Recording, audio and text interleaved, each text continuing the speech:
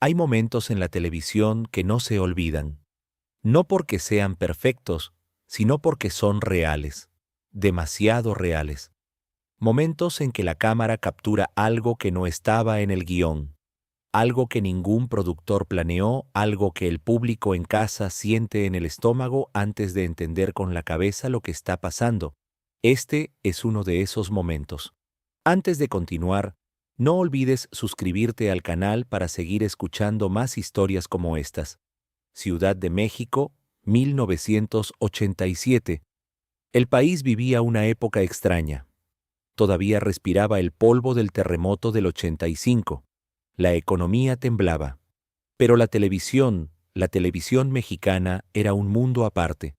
Un universo de luces, lentejuelas y sonrisas perfectas donde todo parecía estar bien. Y en ese universo, dos mujeres brillaban con una intensidad que el mismo sol hubiera envidiado.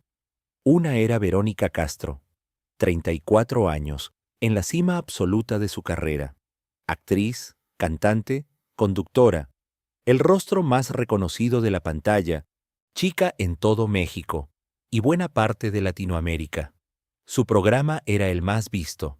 Su nombre era sinónimo de rating. Cuando Verónica hablaba, México escuchaba. La otra era María Félix, 73 años. No necesitaba presentación porque su nombre no era solo un nombre, era una institución. La doña, la mujer que había conquistado Hollywood sin hablar inglés, que había dominado el cine europeo sin pedir permiso, que había sido musa de Diego Rivera, amante de Jorge Negrete, símbolo de una México que se atrevía a mirarse al espejo y decir, soy hermosa y soy feroz. María Félix no era una estrella, era una galaxia entera. Esa noche, las dos iban a compartir el mismo escenario. Nadie sabía exactamente cómo iba a terminar. El equipo de producción estaba nervioso. Lo recordarían años después en entrevistas susurradas, en memorias escritas a medias. Había algo en el aire esa tarde de ensayo, algo que no se podía nombrar, pero que todos sentían. Como cuando el cielo se pone de ese color amarillo extraño antes de una tormenta. El programa se llamaba Mala Noche No. Era el espacio de Verónica, su casa, su territorio. Ella ponía las reglas, ella marcaba el ritmo, ella decidía cuándo reír y cuándo llorar. Había entrevistado a presidentes, a rockstars, a actrices de Hollywood. Pero esa noche, por primera vez en mucho tiempo, Verónica Castro no era la persona más importante en el estudio. Y quizás eso lo sabía. Quizás eso lo sentía en algún lugar que no quería reconocer. María Félix llegó al estudio a las 6 de la tarde, sin asistentes, sin séquito, sin el ejército de maquillistas y estilistas que normalmente rodeaban a las figuras de su nivel. Llegó sola, con un vestido negro que costaba más que el auto del director del programa, con los labios pintados de rojo y una expresión en el rostro que no era arrogancia. Era algo más difícil de describir. Era la cara de alguien que ya no tiene nada que demostrar. Se sentó en el sillón de los invitados, cruzó las piernas, miró las cámaras como quien mira viejos conocidos, y esperó. En el monitor del director, la imagen era perfecta, demasiado perfecta. Dos mujeres hermosas, dos épocas del espectáculo mexicano, dos formas de ser mujer en un país que todavía no sabía muy bien qué hacer con las mujeres que se negaban a pedir disculpas por existir. El programa empezó, las luces se encendieron, el público aplaudió. Y entonces ocurrió algo que nadie esperaba. El inicio fue cordial, demasiado cordial, dirían después quienes estuvieron ahí. Verónica sonrió con esa sonrisa suya que México conocía de memoria, esa sonrisa que era a la vez bienvenida y declaración de territorio. Presentó a María con palabras que en papel sonaban generosas, pero que, en vivo, con ese tono particular, con esa pausa milimétrica antes de pronunciar el apellido, sonaban a algo más. Bienvenida, dijo Verónica, la leyenda que todos esperábamos ver de cerca antes de que se nos vaya para siempre. Fue una fracción de segundo. una frase que podría haber pasado desapercibida. Pero no pasó. El público en el estudio contuvo la respiración. Los camarógrafos se miraron entre sí. El director, en su cabina, cerró los ojos un momento. Antes de que se nos vaya para siempre, María Félix no parpadeó, no cambió la expresión, solo dejó que las palabras flotaran en el aire del estudio durante 2, 3, 4 segundos que parecieron eternos. Y luego sonrió. Una sonrisa que no era respuesta sino pregunta, como si estuviera esperando a ver si Verónica se daba cuenta de lo que acababa de decir. Verónica no se dio cuenta, o si se dio cuenta, decidió seguir adelante. Lo que siguió fueron 20 minutos de entrevista que el público en casa vivió con esa tensión particular de quien ve una película de suspenso sabiendo que algo va a pasar, pero sin saber cuándo ni cómo. Verónica hacía las preguntas. María respondía. Todo parecía normal, pero no era normal. Había algo en la dinámica entre las dos que no cuadraba. Verónica conducía el programa como siempre, con esa energía suya que llenaba los espacios, que no dejaba silencios, que convertía cada pausa en una nueva pregunta, en una nueva historia, en una nueva sonrisa para la cámara. Era buena en eso, era muy buena. Pero María Félix no era una invitada normal.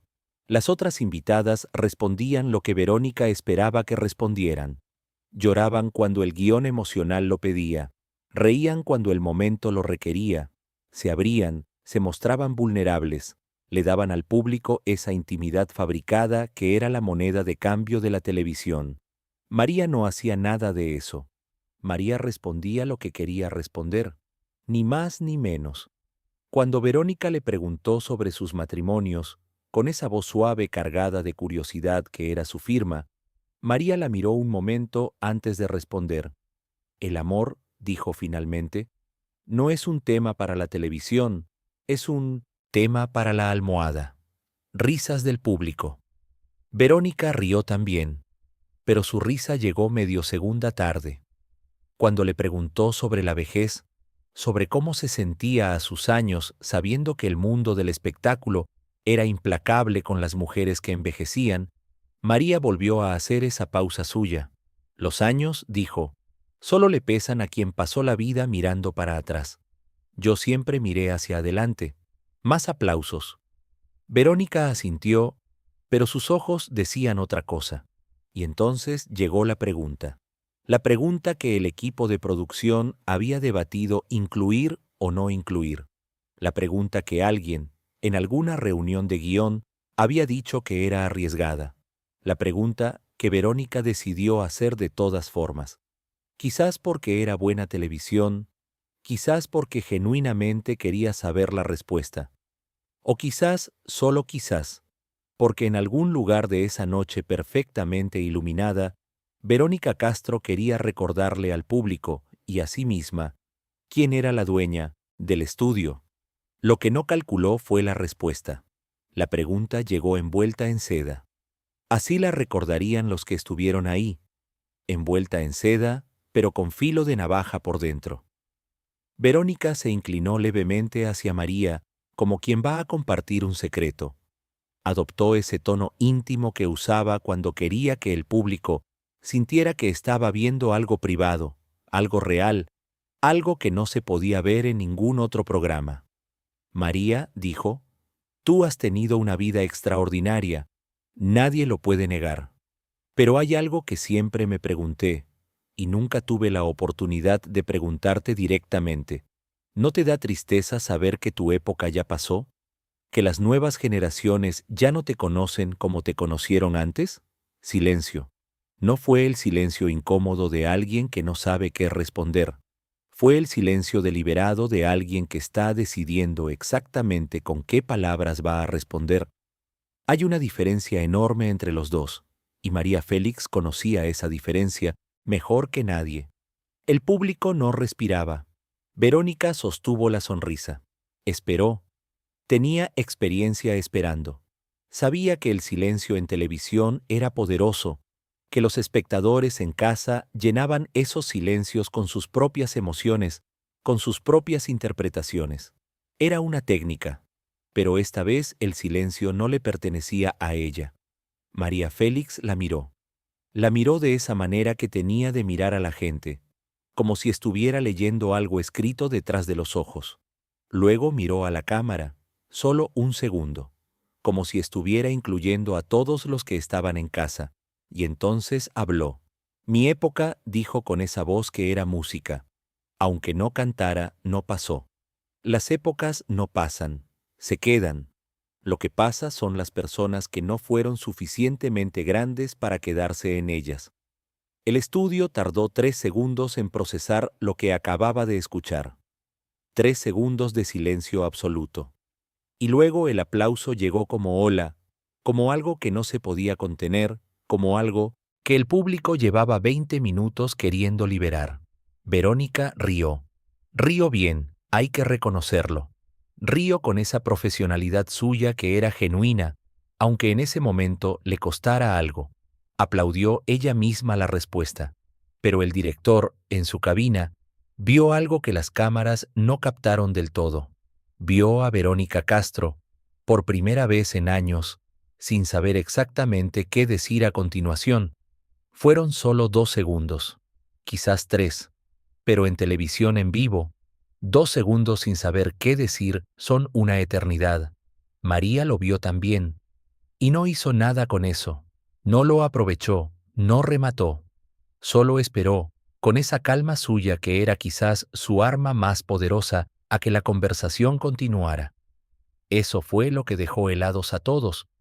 No la respuesta en sí misma, aunque la respuesta había sido perfecta. Lo que dejó helados fue lo que vino después. La manera en que María Félix, habiendo ganado ese momento de una forma que todo México vio con claridad, simplemente siguió adelante, sin celebrarlo, sin mirarlo siquiera, como si ganar fuera lo más natural del mundo, como si nunca hubiera considerado la posibilidad de perder.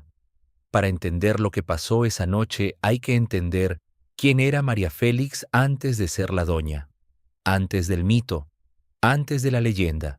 Hay que ir a Álamos, Sonora, 1914. Hay que ir a una familia de 11 hijos, a un padre militar de carácter duro, a una niña que desde pequeña tuvo claro que el mundo no le iba a dar nada que no fuera a buscar por sí misma. María de los Ángeles Félix Güereña llegó al mundo en un país que todavía sangraba por la revolución.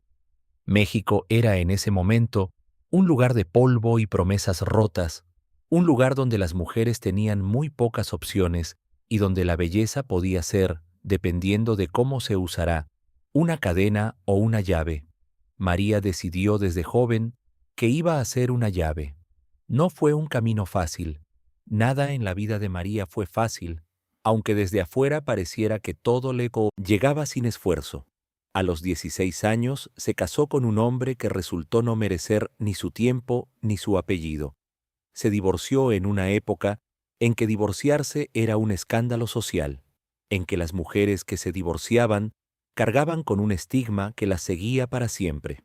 María cargó con ese estigma y lo convirtió en parte de su imagen. Lo usó, lo transformó. Llegó a la Ciudad de México en 1942. Tenía 28 años y una cara que parecía esculpida por alguien que estaba tratando de demostrar algo. El director Fernando Palacios la vio y supo de inmediato que estaba mirando a alguien que iba a cambiar el cine mexicano. Le ofreció el papel protagónico en El Peñón de las Ánimas. Ella aceptó, y el resto fue historia. Pero no fue solo la cara. Nunca fue solo la cara. Lo que María tenía, lo que ninguna cámara podía fabricar y ningún director podía enseñar, era una presencia, una manera de estar en el espacio que hacía que todo lo demás pareciera decorado. Cuando María Félix entraba a una habitación, la habitación cambiaba. No porque ella lo intentara, sino porque era inevitable. Los directores más importantes de Europa la querían. Jean Renoir la dirigió. Luis Buñuel la dirigió. Trabajó en Francia, en Italia, en España, en un Hollywood que intentó atraparla y al que ella nunca se entregó del todo, porque María Félix sabía algo que muchas actrices de su época no sabían, que el poder real no estaba en pertenecer a un sistema, sino en que el sistema te necesitara a ti. Nunca aprendió inglés de manera fluida y nunca lo necesitó. Nunca cambió su acento, nunca suavizó sus ángulos, nunca se volvió más cómoda para nadie. Y eso, paradójicamente, fue lo que la hizo extraordinaria. Cuando llegó al estudio de Verónica Castro esa noche de 1987, María Félix llevaba más de 4 décadas siendo exactamente quien era, sin disculpas, sin concesiones, sin la necesidad de la aprobación de nadie para saber su propio valor. Verónica Castro llevaba 34 años aprendiendo a hacer lo que la televisión necesitaba que fuera. Era extraordinariamente buena en eso, pero eran dos filosofías distintas del poder. Y esa noche, bajo las luces del estudio, esas dos filosofías iban a chocar. La entrevista continuó. Verónica, con esa capacidad suya para recuperarse que era una de sus grandes virtudes profesionales, retomó el control del ritmo. Hizo preguntas más suaves. Habló de películas, de anécdotas del rodaje, de nombres que el público reconocía y amaba. María respondía con esa precisión suya, eligiendo cada palabra como quien elige una pieza de un rompecabezas que solo ella puede ver completo. Pero el público ya estaba diferente. El público ya había visto algo. Hay momentos en una entrevista televisiva en que el invitado deja de ser el invitado y se convierte en algo más, en que la dinámica entre el conductor y quien está sentado frente a él se invierte de una manera que todos perciben, pero que nadie puede nombrar exactamente. Eso había pasado 20 minutos atrás y todos en el estudio lo sabían. Fue entonces cuando Verónica intentó algo distinto. Cambió el tono. Dejó las preguntas grandes y fue hacia lo personal, hacia lo vulnerable. Era su terreno favorito, donde ella brillaba más, donde las otras personas se abrían y ella podía guiarlas, contenerlas, ser el puente entre ellas y el público en casa. María dijo con voz suave, en toda tu vida, con todo lo que viviste, con todos los hombres que te amaron y a los que amaste, ¿hubo alguno que te rompiera el corazón de verdad? ¿Alguno que te dejara sin palabras? Era una buena pregunta. Era el tipo de pregunta que hacía llorar a la gente, que abría memorias guardadas, que convertía a las figuras públicas en seres humanos. María Félix miró a Verónica durante un momento largo.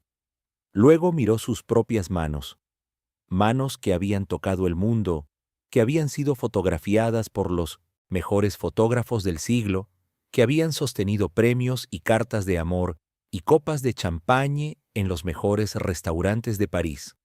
Todos los amores me rompieron algo, dijo finalmente, y yo los rompí a ellos también. El amor no es un trofeo que alguien gana y alguien pierde. Es una batalla donde los dos sangran y los dos ganan si son valientes. Pausa. Pero sin palabras continuó, mirando ahora directo a la cámara. Nunca me dejó nadie. Las palabras siempre fueron mías. El público aplaudió de nuevo. Pero esta vez fue diferente. No fue el aplauso de quien reconoce una buena respuesta. Fue el aplauso de quien acaba de escuchar algo que no sabía que necesitaba escuchar. Verónica asintió, y esta vez su asentimiento fue genuino. Porque Verónica Castro era muchas cosas, pero no era tonta. Sabía reconocer cuando estaba frente a algo más grande que ella, y esa noche, frente a María Félix, había algo más grande. Lo que nadie sabía todavía era que la noche no había terminado, que el momento más importante, el momento que se convertiría en leyenda, todavía no había llegado, que había una última pregunta, una que Verónica no tenía planeado hacer, una que surgió de ese lugar impredecible donde los programas en vivo se salen del guión y se convierten en algo que ningún productor pudo imaginar en ninguna sala de reuniones. Una pregunta que cambiaría todo. Faltaban 10 minutos para el cierre del bloque cuando ocurrió. El equipo de producción ya estaba relajado. Lo peor, pensaban, ya había pasado. La entrevista había tenido sus momentos de tensión, pero todo estaba bajo control.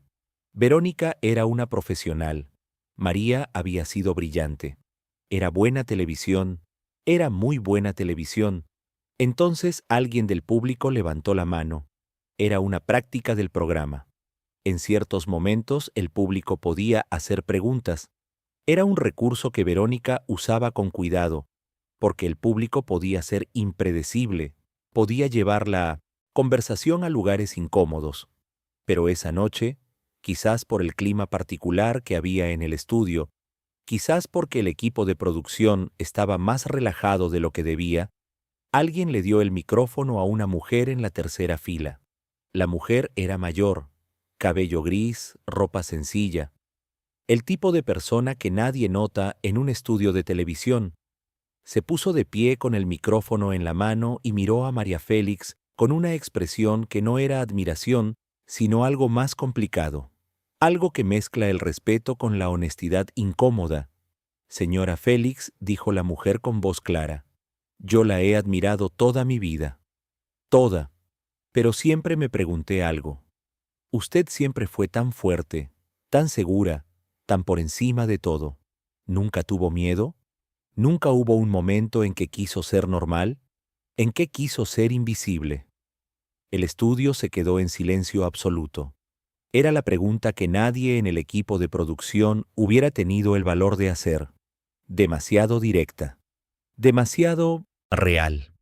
El tipo de pregunta que desenmascara o que revela algo que las preguntas preparadas nunca pueden revelar. Verónica miraba a María. María miraba a la mujer en la tercera fila. Y entonces María Félix hizo algo que nadie esperaba. Algo que el equipo de producción recordaría durante años. Algo que las cámaras captaron, pero que las palabras nunca terminarán de describir del todo. Se le llenaron los ojos de lágrimas. No lloró. Las lágrimas no cayeron. Se quedaron ahí, suspendidas en el borde de esos ojos que habían visto el mundo entero, como si el cuerpo hubiera recibido la orden de parar justo a tiempo. Pero todos las vieron. El público las vio. Verónica las vio. Las cámaras las capturaron. María respiró despacio. Una vez. Dos. El miedo, dijo finalmente, fue mi mejor compañero. El más honesto. El único que nunca me mintió sobre lo que estaba enfrentando. Pausa. ¿Querer ser invisible? Miró a la mujer en la tercera fila con algo que era más íntimo que cualquier cosa que hubiera dicho esa noche. Todos los días de mi vida. Todos. Pero el problema es que cuando aprendes a brillar, el apagón duele más que la oscuridad. Nadie aplaudió esta vez. No porque la respuesta no lo mereciera, sino porque el aplauso hubiera roto algo que estaba pasando en ese estudio, algo frágil y verdadero que el público instintivamente quería proteger. Fue un silencio diferente a todos los silencios de esa noche, un silencio que era en sí mismo una forma de honrar lo que acababa de ocurrir. Verónica Castro tenía los ojos brillantes, y esta vez nadie en el estudio pensó que era parte del show. Después del programa, las versiones se multiplicaron. Así pasa siempre con las noches que se convierten en leyenda. Cada persona que estuvo ahí recuerda una versión ligeramente distinta. Los detalles cambian, los tiempos cambian, el orden de las cosas cambia. Pero hay algo que todas las versiones tienen en común, la sensación de que esa noche algo importante había ocurrido, algo que iba más allá del rating, más allá del espectáculo, más allá de dos mujeres famosas compartiendo un sillón bajo las luces de un estudio. Los pasillos del canal esa noche estuvieron llenos de susurros. El equipo de cámaras hablaba en voz baja mientras enrollaba los cables. Los asistentes de producción se miraban con esa expresión particular de quien acaba de ver algo que no sabe bien cómo clasificar. El director se quedó en su cabina durante 20 minutos después de que terminó el programa, solo, mirando el monitor apagado. Verónica se fue rápido, más rápido de lo usual. Alguien que la conocía bien dijo que la vio caminar hacia su camerino con esa postura suya perfecta e inamovible, pero que cuando cerró la puerta, se quedó un momento sin moverse, solo parada frente al espejo, como si estuviera revisando algo. María Félix se fue con calma, agradeció a todos por su nombre, al camarógrafo, al técnico de sonido, a la chica que le había ofrecido agua durante el intermedio. Salió del estudio sola, como había llegado, con el mismo vestido negro y los mismos labios rojos, y esa expresión que no era arrogancia, sino algo que se tarda una vida entera en construir. Al día siguiente los periódicos hablaron del programa. Algunos titulares fueron sobre la entrevista en general, otros fueron específicamente sobre el momento de la pregunta y la respuesta. Pero el titular que más circuló, el que la gente recortó y guardó y pegó en refrigeradores y cuadernos y cartas, fue uno muy simple que alguien en alguna redacción pequeña escribió sin saber que estaba resumiendo algo mucho más grande de lo que parecía. Decía: María Félix le recordó a México lo que significa no pedir permiso para existir. Nadie sabe con certeza qué pasó en los días que siguieron entre Verónica y María, si hubo una llamada, si hubo un mensaje. Verónica nunca habló del tema en público con la profundidad que el tema merecía. En entrevistas posteriores, cuando le preguntaban por esa noche, sonreía de esa manera suya y decía que había sido una noche extraordinaria, que María era una leyenda, que fue un honor compartir el escenario con ella. Eran respuestas verdaderas, pero eran respuestas que guardaban algo. Años después, en una entrevista que pocos recordaron pero que alguien afortunadamente guardó, Verónica dijo algo que iluminó esa noche desde un ángulo diferente. Dijo: hay personas que te enseñan con palabras y hay personas que te enseñan con lo que son.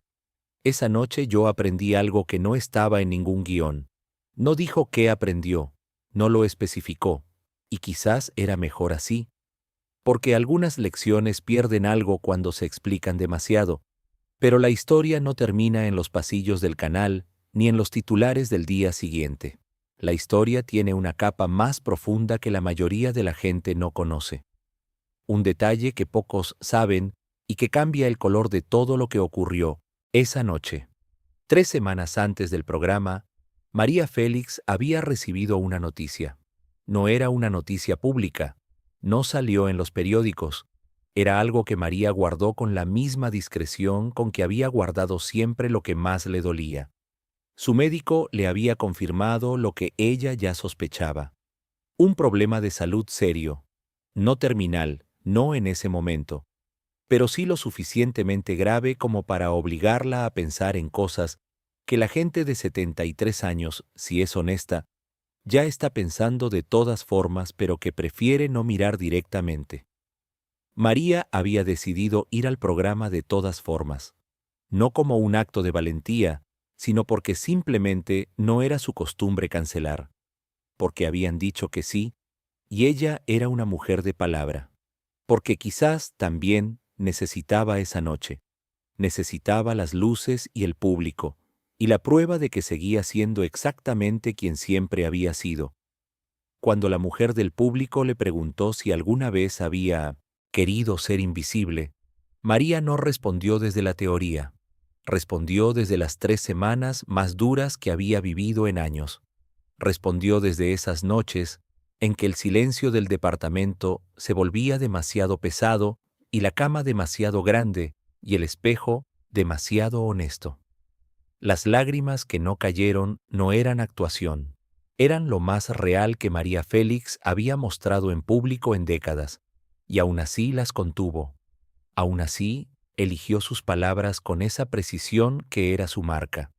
Aún así respondió desde un lugar de fortaleza genuina, no la fortaleza fabricada de quien pretende que nada duele, sino la fortaleza real de quien sabe exactamente cuánto duele algo y decide enfrentarlo de pie. Eso era lo que separaba a María Félix de casi todo el mundo. No la belleza, aunque era extraordinaria, no el talento, aunque era inmenso.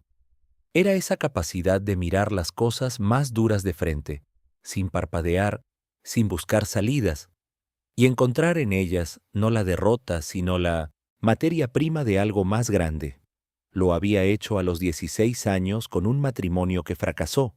Lo había hecho a los 28, llegando a una ciudad que no la conocía, con nada más que su cara y su determinación. Lo había hecho cada vez que alguien le dijo que era demasiado difícil, demasiado orgullosa, demasiado ella misma para que el mundo la aceptara como era. Y lo estaba haciendo esa noche, bajo las luces del estudio de Verónica Castro, 3 semanas después de una noticia que hubiera derribado a cualquiera. Nadie en el estudio lo sabía, solo María, y quizás por eso su presencia esa noche tenía esa densidad particular, esa gravedad que el público sentía sin poder explicar. Cuando alguien vive con una verdad difícil en el pecho y aún así elige aparecer, elegir brillar, algo de esa verdad se cuela en todo lo que dice, aunque no diga nada sobre ella. María Félix esa noche no estaba actuando, estaba siendo. Y hay una diferencia que las cámaras, cuando son honestas, siempre capturan. Los años pasaron. La televisión mexicana cambió. Las estrellas que parecían eternas fueron cediendo espacio a nuevas generaciones que a su vez envejecieron y cedieron espacio a otras. Verónica Castro siguió siendo Verónica Castro, esa presencia enorme e irreemplazable que México adoptó como parte de su propia identidad. Tuvo sus crisis, sus momentos difíciles, sus retiros y sus regresos, pero siempre volvió. María Félix vivió hasta los 88 años. Murió en Ciudad de México en abril de 2002. Los periódicos del mundo entero publicaron la noticia. Francia, España, Italia, Argentina, México. Porque María no le pertenecía solo a un país, le pertenecía a algo más grande que las fronteras. En los años que siguieron a la noche del programa, se vieron pocas veces. Sus mundos eran distintos, sus tiempos eran distintos.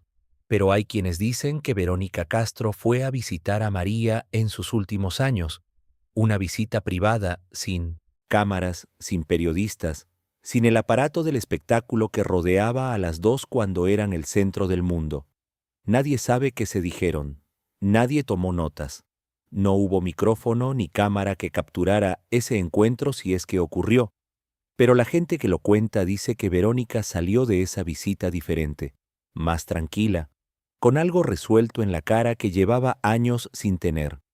Esa noche de 1987 se convirtió con el tiempo en una de esas referencias obligadas cuando se habla de la televisión mexicana. Fragmentos del programa circularon en YouTube, en redes sociales, en compilaciones de grandes momentos de la pantalla chica.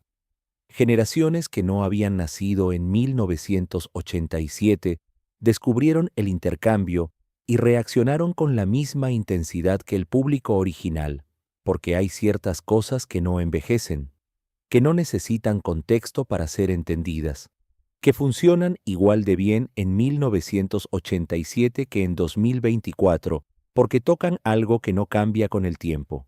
La pregunta de si tu época ya pasó. La respuesta de que las épocas no pasan, que solo pasan las personas que no fueron suficientemente grandes para quedarse en ellas. Eso resonó en 1987. Sigue resonando hoy.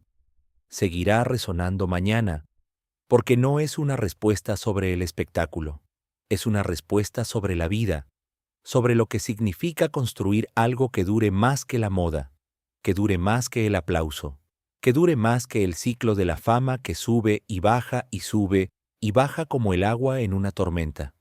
María Félix entendió algo muy temprano que mucha gente aprende muy tarde o no aprende nunca, que la verdadera permanencia no viene de ser amado por todos en un momento específico, viene de ser completamente, irrenunciablemente uno mismo en todos los momentos, porque eso es lo único que el tiempo no puede borrar.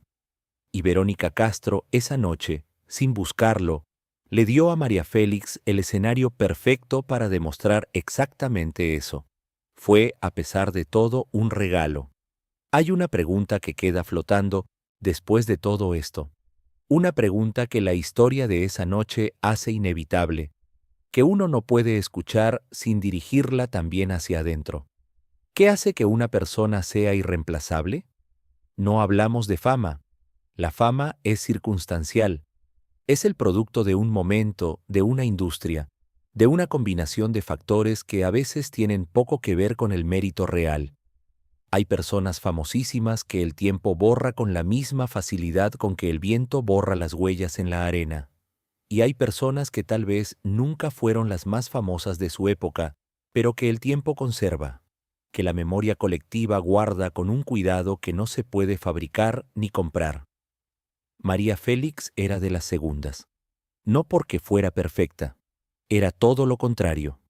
Era difícil, era orgullosa, era capaz de una frialdad que los que la conocían describían como casi sobrenatural. Tuvo amores que terminaron mal, decisiones que en retrospectiva quizás hubiera tomado diferente, momentos en que su dureza lastimó a personas que merecían más suavidad, pero era completamente ella misma. Siempre, en cada habitación, en cada entrevista, en cada cámara, en cada momento de gloria y en cada momento de dolor.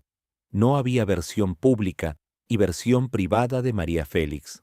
Había solo María, entera, inamovible. Y eso en un mundo que constantemente pide que la gente se achique, que se adapte, que suavice sus bordes para que quepan mejor en el molde que otros diseñaron, eso es extraordinariamente raro. Verónica Castro esa noche no la humilló. La intención pudo haber sido esa, consciente o no. El efecto fue el contrario. Le dio a María Félix el escenario perfecto para recordarle a México y a todos los que vieron ese programa que hay una forma de estar en el mundo que va más allá de la aprobación, más allá del rating, más allá de si tu época pasó o no pasó. Una forma de estar que dice, con cada gesto, con cada pausa, con cada palabra elegida con precisión quirúrgica, yo sé exactamente quién soy. Y eso no está en venta.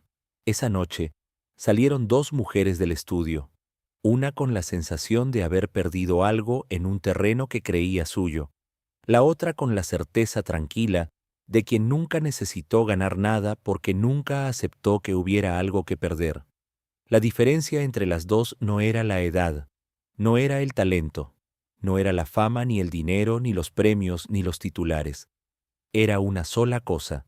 María Félix había decidido, en algún momento de su vida muy temprano y de manera total, que su presencia en el mundo no dependía de la opinión de nadie, que ella existía en sus propios términos, que el aplauso era bienvenido, pero no necesario, que el silencio no la asustaba, que la pregunta más difícil que te pueden hacer frente a 20,000 personas o frente a una cámara de televisión no te puede romper si ya respondiste esa misma pregunta en la oscuridad, a solas, sin público. ¿Conoces a alguien así? ¿Alguien que con solo estar en una habitación cambia el aire? ¿Alguien que no necesita levantar la voz para que todos escuchen? ¿Alguien que lleva su historia entera en la manera en que mira, en la manera en que espera, en la manera en que elige el silencio cuando todos esperarían una respuesta? Si lo conoces, cuídalo. Aprende de él, porque esas personas son las que nos recuerdan, cuando más lo necesitamos, lo que es posible ser. Y si todavía no lo conoces, quizás hay una pregunta más importante que todas las demás. ¿Podrías ser tú?